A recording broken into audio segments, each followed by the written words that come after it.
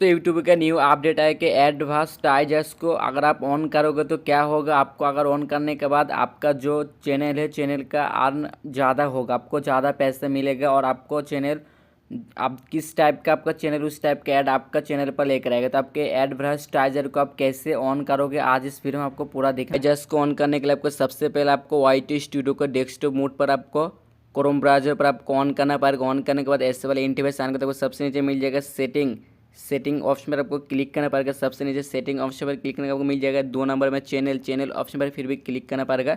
Click करने के बाद आपको मिल जाएगा एडवांस सेटिंग, इस ऑप्शन पर आपको फिर भी क्लिक करना पड़ेगा। क्लिक करने के बाद आपको थोड़ा सा नीचे आना पड़ेगा। थोड़ा सा नीचे आने के बाद आपको मिल जाएगा यहाँ पर आप देख रहे कि मेरा ऑन करके रखा, मैं देख रहे कि एडवांस इस ऑप्शन आपको मिल जाएगा डिस्प्ले।